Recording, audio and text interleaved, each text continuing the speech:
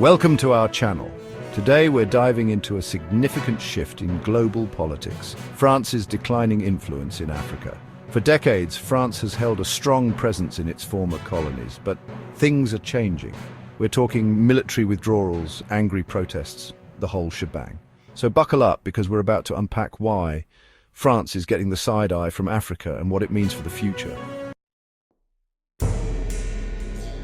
Remember Operation Barkhane, that French military operation in Mali to bring peace and stability?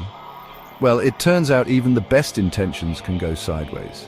By 2022, anti-French sentiment had grown so strong in Mali that France was basically shown the door. It was a clear sign that France's presence was no longer welcome, setting the stage for similar moves across the continent. Chad, another key player in the Sahel region, decided to follow in Mali's footsteps. In 2024, they terminated their defense pact with France, essentially saying, "We appreciate the offer to help with security, but we're good." This move by Chad sent shockwaves through the region. It showed that African nations were no longer afraid to stand up to their former colonizers. In early 2023, Burkina Faso joined the France We Need to Talk club. After a military coup, the new government decided they'd had enough of the French military presence. They basically told France, "Thanks, but no thanks, we'll take it from here." The scene is an entire continent questioning the balance of power. Chapter 4. Niger kicks it up a notch. Ambassadors and troops out. Things got really real in Niger in late 2023. Not only did they give French troops the boot, but they also sent the French ambassador packing. This was a major diplomatic slap in the face for France. It showed that African nations were no longer content with just politely asking for change, they were demanding it. As if kicking out French troops and ambassadors wasn't enough, Mali decided to take things a step further in 2023 by sanctioning French media outlets. Radio France Internationale and France 24 were effectively silenced, cut off from broadcasting in the country. It was a clear message: we don't just want you out of our country, we don't want your voice here either. Talk about a messy breakup. Remember what I said about things being complicated?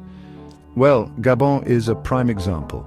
After recent political upheaval, the presence of French troops is now hanging by a thread. Gabon's situation is a reminder that the future of French influence in Africa is anything but certain. Now, where there's a power vacuum, there's always someone waiting to fill it. Enter Russia, stage left, with the Wagner Group in tow. The Wagner Group, a private military company with close ties to the Kremlin, has been busy setting up shop in countries like Mali and the Central African Republic. Their presence has added another layer of complexity to the situation and raised concerns about Russia's growing influence in the region. It's not just governments that are turning against France. From the streets of Ouagadougou to the depths of Twitter, anti-French sentiment is spreading like wildfire. Protests have erupted in countries like Burkina Faso and Mali, with people demanding an end to French neocolonialism and accusing France of exploiting their resources. As France's grip on its former colonies loosens, African nations are looking for new partners. China, with its Belt and Road Initiative, has been investing heavily in infrastructure projects across the continent.